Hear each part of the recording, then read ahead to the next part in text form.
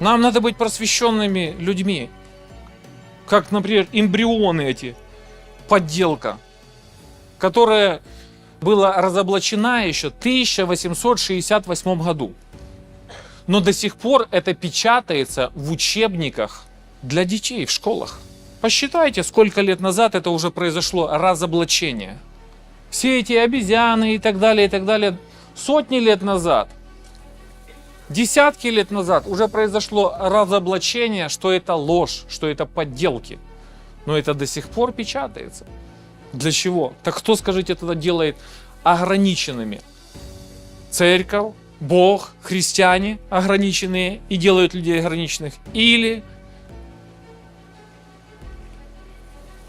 что-то другое? Что же это другое?